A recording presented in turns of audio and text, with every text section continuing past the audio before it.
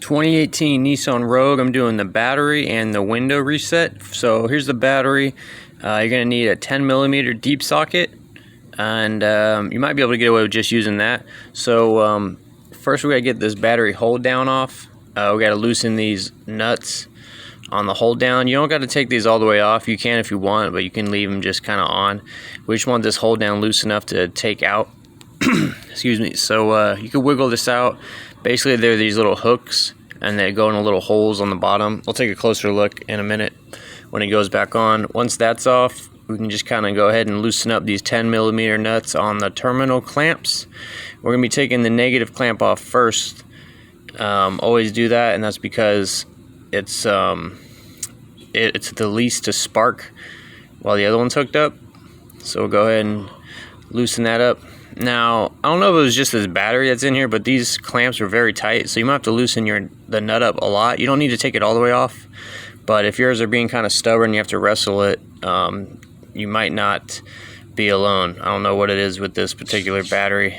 So I had to get the positive clamp off as well. I had to loosen it up quite a bit. Again, not removing the nut on the clamp, but just loose enough. It was on there really tight. So, just something to keep a lookout for. Hopefully it comes off nice and easy for you. Now, this is a Nissan battery. It has a handle, which I really like. Go ahead and remove this out. All right, so now the battery is out. And if you notice, it has a battery insulator. It's like a little insulator pad. I try to reuse these if I can. This does fit on my new battery. I don't have the same exact battery, but it does fit around it. And I'm gonna use it so like that. And then here's I'm gonna go ahead and put my battery in off camera because I need both my hands. So all I did is drop it in. Well, not drop it in, I gently placed it in, and then I'm gonna go ahead and put my hold down. I got the same battery, same group rating. And I'm gonna go ahead and get my clamps on. I'm gonna get my positive clamp on first and tighten it down. Now, I had to use a 10mm wrench because this maintenance cover was in my way. You could always pop that maintenance cover off and still use your deep socket or your socket if you need to, but I just used a wrench. Go ahead and put this on, my negative, and then tighten it down, just like that.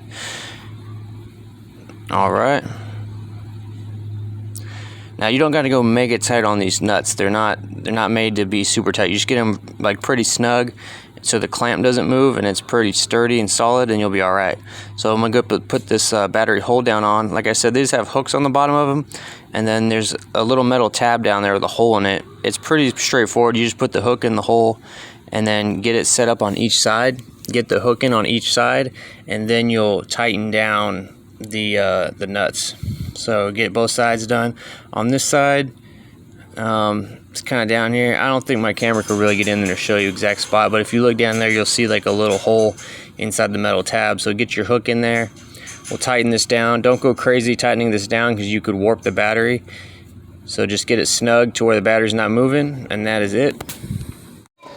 So I'm going to show you how to reset your window in a sec. Basically, after you replace a battery on some cars, the automatic window needs to be reset. So on this one, all I did is I pushed my driver window all the way down, and I held it for 5 seconds, and then you go all the way up and then hold it for 5 seconds, and then that's how you initialize it, and it should work for you. Anyways, thanks for watching, and see you next video.